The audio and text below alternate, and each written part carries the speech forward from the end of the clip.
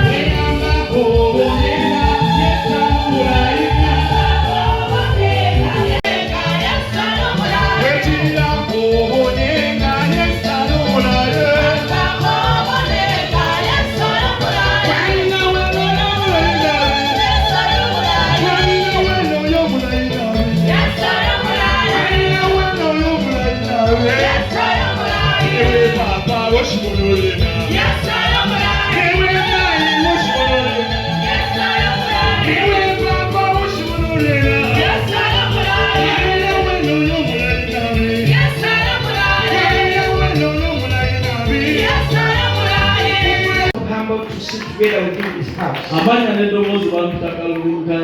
Kayanja is my name. Several things.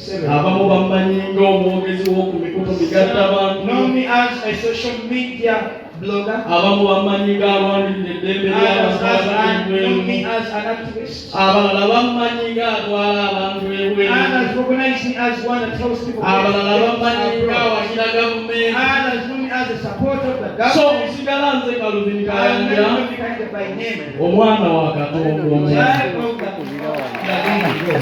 So for this day, to fulfill our pledge, the finals of Bible quiz competitions. Son is my brother.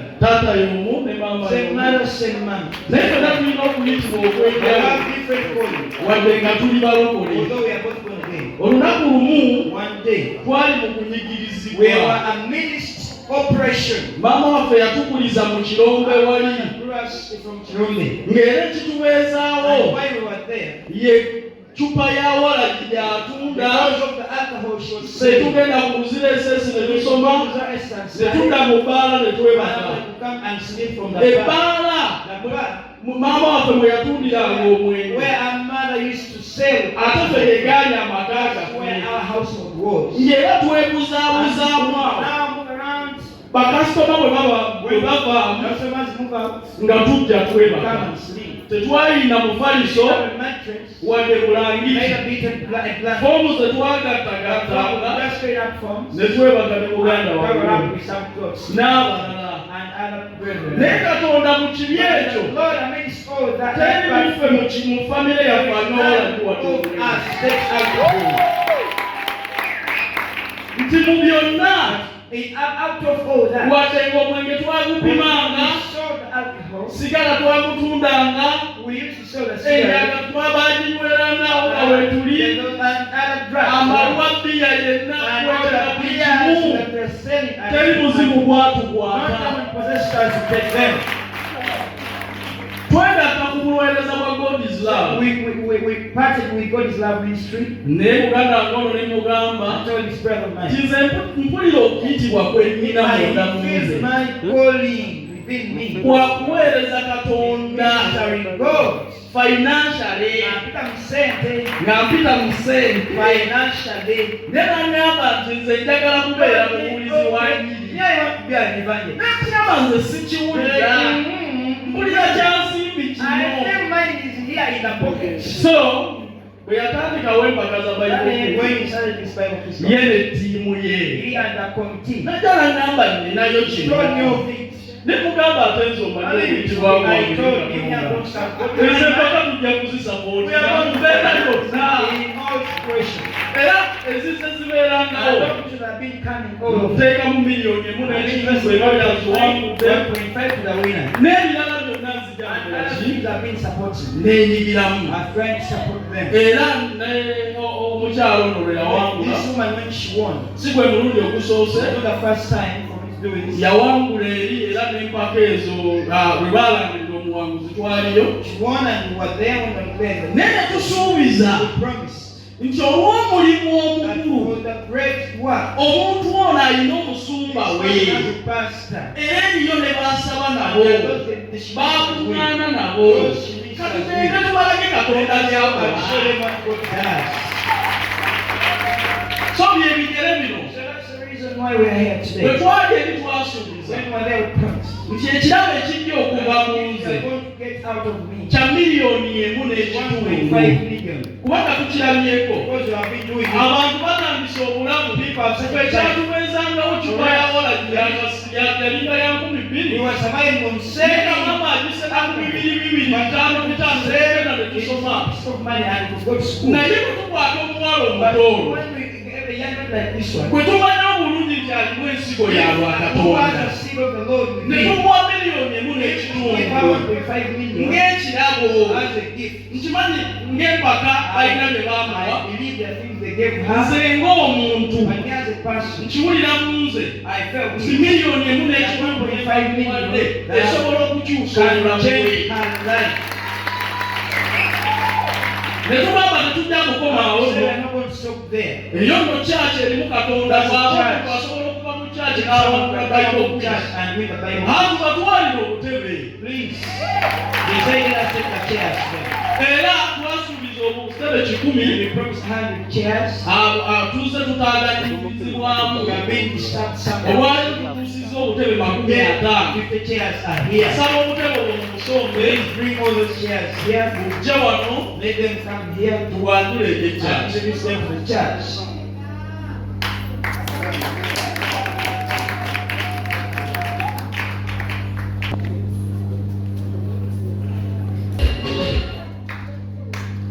obutebe buno So these chairs you see here bwali bweramu bwange was my pledge. okujja mu kanisa ezo Not this era church. obutebe buno And these chairs tebuweebwa are not muwanguzi given to the winner. omuwanguzi ekirabo kye kya miliyoni emu n'ekitundu Her price is 1.5 n'ebyo ebirala and those other accompanying ekibiina bye that kyateekawo KYC organized. obutebe buno These chairs bwa kyaki are for the church.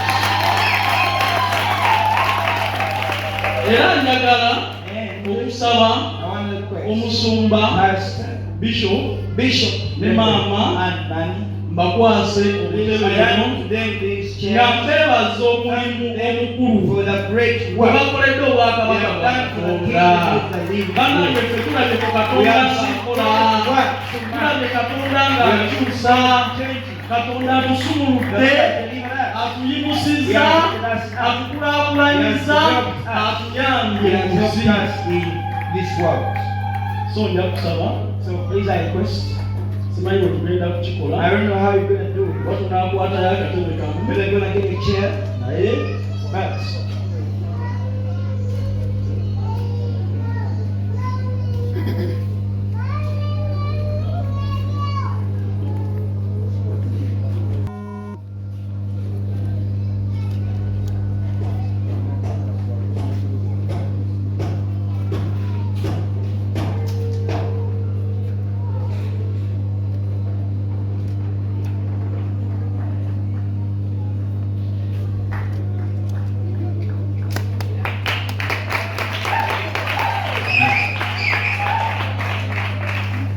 so ensonga endala the other ate era nga ensonga enkulu mu which kifo is kino another important kyekirabo kyaffe our gift ekyomuwanguzi to the winner.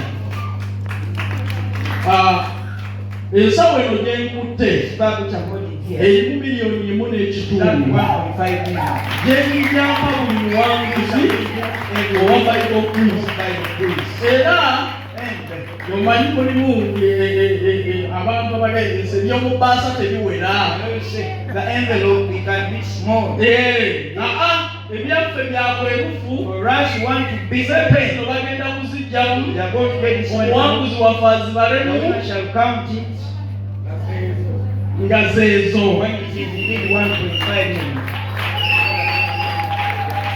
Amen. I want to conclude with this message. ffenna katonda abayambye ne All of tuyitamu us, the Lord has helped. And tuyambe let bannaffe us also put hands on naddala abali mu mirimu gya those katonda working in serving Christ. otunuulira abantu b'ensi People of the world, they beyabayamba help themselves. lwaki ffe abategeka Why not we who twetulako know the Lord help guno ourselves? omulanga gukubira gavumenti This goes to the government. mu geto temuli bayaga bokka Not on responsibility. eyo n'abamanyisiza enjaga n'otunuulira pulezidenti Museveni When you look at the president, nga basobola okuwa obwadivayiza bwe bakuja maanyi advisory work, enjaga be yasinza those that are amaanyi already praised of eri God. abawangula amaanyi They are those who have abasobola okukyusa bannaabwe sako mu gavumenti ya Uganda tezandibadde z'abageto bokka abakyagawaanyizibwa ebiragalalagala ne bano abasazewo okubeera mu katonda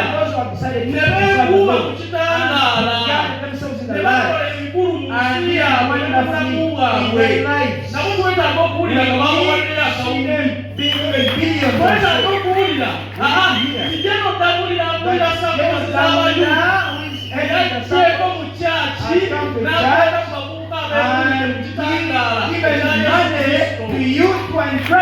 So tukyagenda maaso ne programu eno tukyali ku mutendera ogusooka tukyagenda paka district kifune kya Uganda yonna kifune kya nsi yonna twayagala okwegattako twegatteko leero kubanga bwe tukuleka ojja kuba tubeeraga mutijjakuba twogera Luzungu. So ebyo bye byange baganda bange nja kusaba ekifaananyi